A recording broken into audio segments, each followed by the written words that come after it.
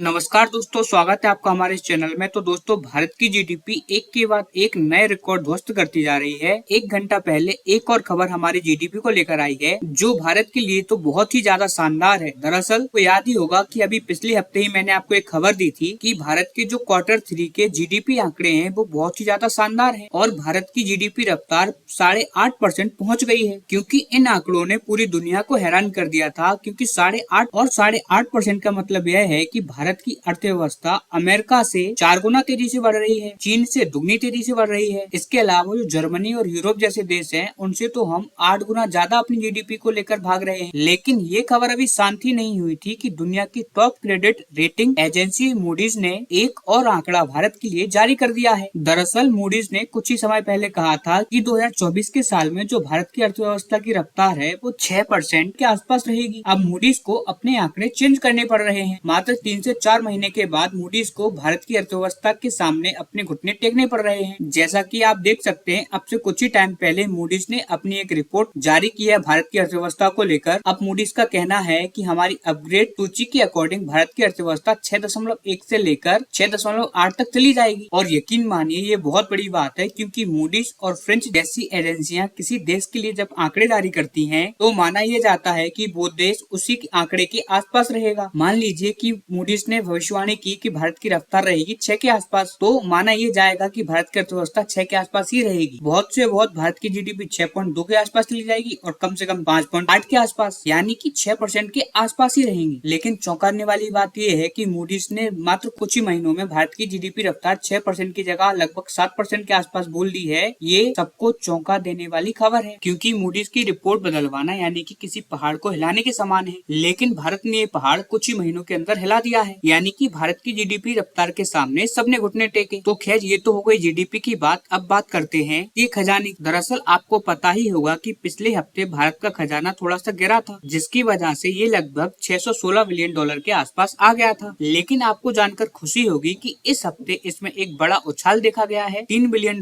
से बढ़कर अब 619 के मार्क पर पहुंच गया है। लेकिन इससे भी बड़ी खुशखबरी ये है कि ये खजाना अब से और भी ज्यादा रफ्तार पकड़ेगा, क्योंकि जैसे भारत की जीडीपी के आंकड़े सामने आए हैं, उसे देखकर दुनिया भर के इन्वेस्टर अब भारतीय अर्थव्यवस्था के पीछे पड़ेंगे ही पड़ेंगे, जिसके तहत भारत में ना जाने कितने करोड़ों बिलियन डॉलर का इन्वेस्ट आएगा, जिसकी वजह से ऑटोमेटिकली हमारा जो फॉरेन रिजर्व है वो बहुत तेजी से रफ्तार पकड़ेगा, बढ़ेगा। और उम्मीद तो ये जताई जा रही है कि चुनाव के बाद लगभग मान के चलिए जून तक भारत का खजाना आपको और पूरी दुनिया को ऐसे ही आश्चर्यचकित करने वाला है, जैसा कि हमारी जीडीपी रफ्तार ने किया है। और मैंने आपको पहले ही कहा था कि ये साल भारत की अर्थव्यवस्था के लिए बहुत ज्यादा अच्छा होने वाला है। ये हमारे लिए एक गोल्डन अपॉर्चुनिटी लेकर आया है। अगर यहाँ पर हमने अच्छा कर दिया तो आगे आने वाले कई दशकों तक हम अच्छा करेंगे, लेकिन यहाँ पर अगर हमने कोई गलती कर दी तो आगे आने वाले कई सालों तक हम पछताएंगे। और इसीलिए इस साल फाइनेंस की खबरों को मैं बहुत अच्छी तरीके से कवर कर रहा हूँ, जिससे कि आप सरल भाषा में हमारी अर्थव्यवस्था को समझें। इसीलिए आप जल्दी से जल्दी इस चैनल को सब्सक्राइब कर लीजिए, ताकि आप इस चीज से अपडेट हो सकें। खैर, मिलते हैं अगली वीडियो, तब तक के लिए नमस्कार।